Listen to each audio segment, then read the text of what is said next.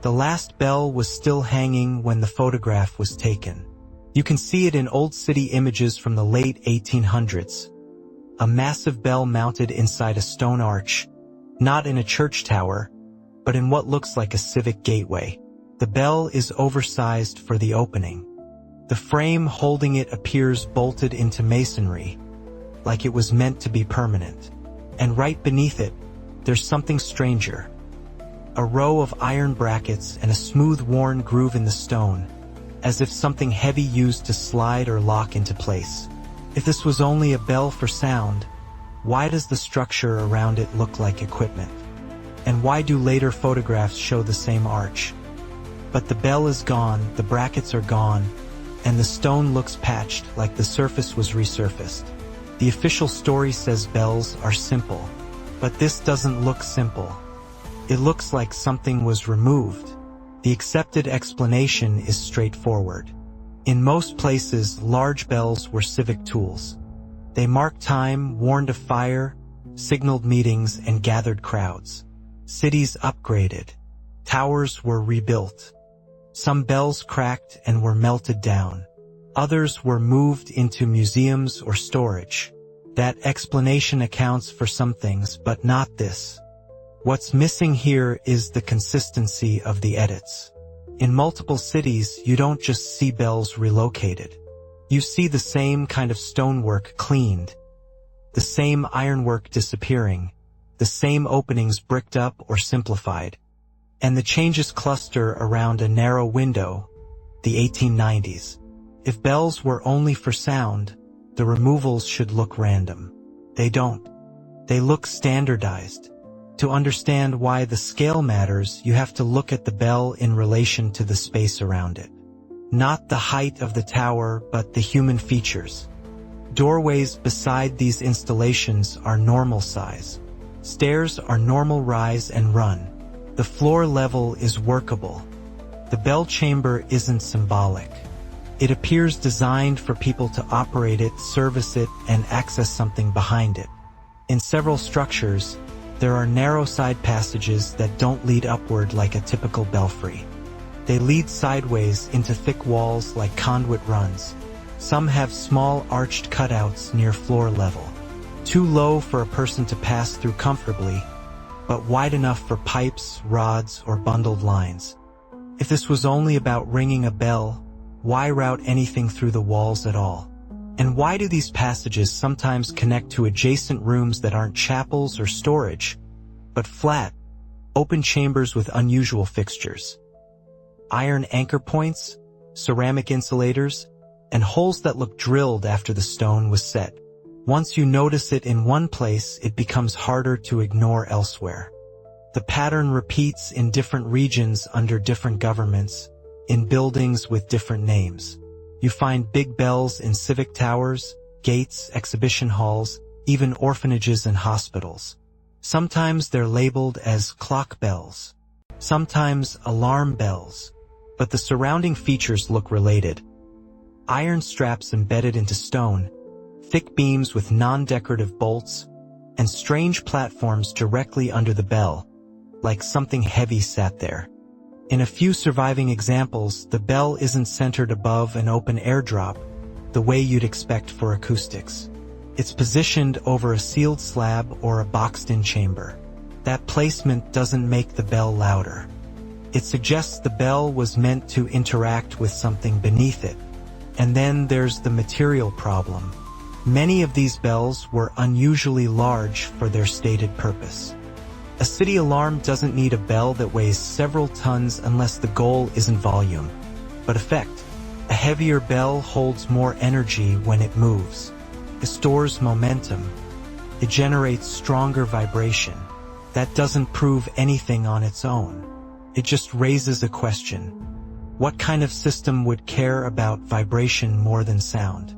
When you look for paperwork, you find plenty of general bell records. Foundries, dedications, repair notes. But the technical details are thin where they shouldn't be. City engineering reports describe roads and sewers in exact measurements, yet the bell installations are often described in soft language. Improved mounting, reinforced supports, Modernized fixtures. Modernized into what? What's missing here is the diagram, the parts list, the maintenance schedule, the why behind the surrounding hardware. In some city archives, there's a visible gap. A run of documents that normally appears every year suddenly skipped. Or a bell is mentioned in one report, then never again. A tower is described as active, then later described as unused, with no transition recorded. And when changes are recorded, they often use the same phrases across different places, as if copied from a template. Removed for safety. Dismantled due to structural concerns. Replaced with modern apparatus. But the apparatus is rarely specified. Around 1890, something shifts in the documentation tone. Earlier, these installations are treated as core infrastructure. Later, they're treated as liabilities. This is where the story gets quiet, because the disappearance isn't dramatic. There's no universal public announcement. It's more like a steady, coordinated fade. Bells removed, access doors sealed, platforms dismantled, chambers repurposed, photographs retouched in later prints, sometimes cropping the bell space entirely. In some cases, the bell tower remains, but the bell opening is altered. The arch becomes a window. The frame becomes decorative wood. The ironwork vanishes. The stone looks newer, smoother, as if someone wanted the surface to look original again. If it was routine maintenance, why make it look like nothing changed? If it was an upgrade, why not leave evidence of the improvement? A clean break like that usually follows an event. Not necessarily a disaster you read about, but a change in standards. A change in ownership. A change in what is allowed. What kind of event would cause multiple cities to treat the same kind of structure the same way, without openly discussing it? This is where the Tartaria angle enters, not as an answer but as a lens. Because Tartaria has become a catch-all label for buildings that don't fit the timelines people are told. Huge masonry complexes, advanced-looking ornament, infrastructure that appears overbuilt. The claim is not that a hidden empire did everything. The interesting part is that many of these bell structures sit inside architecture that feels engineered, not merely artistic. Some towers have metal ribs inside stone walls. Some have copper or bronze elements in places you wouldn't expect. Some have odd basement rooms directly under the bell with thick walls and no obvious function. If you were trying to build a system that used resonance, you might choose thick stone. You might isolate it. You might anchor metal into it. You might place a heavy vibrating element above a chamber. That doesn't mean that's what happened. It only means the layout is compatible with something other than ceremony. And then the questions start stacking up. Why do so many of these bells appear integrated into structures like they were part of a mechanism, not a removable object? Why do the improvements of the 1890s often remove complexity instead of adding it? Why do the records describe removals in vague language when other infrastructure changes are described precisely? Why do some towers keep their clocks but lose their bells? Why do some bell chambers get sealed from inside, leaving the exterior intact?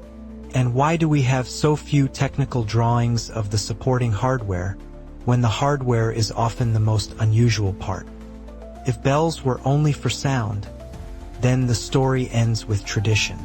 But if even a handful of these installations were doing something else, measuring, regulating, transmitting, or interacting with whatever sat beneath them, then the removals stop looking like modernization and start looking like a cleanup. Not a dramatic one, careful one. The uncomfortable possibility isn't that someone hid free energy. It's simpler than that. It's that certain functions were quietly reassigned. Certain designs were discontinued, and the remaining evidence was made to look decorative. Because when you remove a technology, you don't always destroy it. Sometimes you just rename it, strip it, and leave the shell standing as architecture. And that leaves one last contradiction hanging in the air. In the late 1800s, cities were documenting everything that mattered in public works. But when it comes to these bell structures, especially the ones that look like machines built into stone, the details thin out right when the removals begin. If nothing unusual was happening, why does the paper trail go quiet at the exact moment the hardware disappears? If you've noticed similar bell towers, or found old photos that don't match what's standing today, you can leave a comment. If you want to stay with this investigation, you can also like the video and subscribe.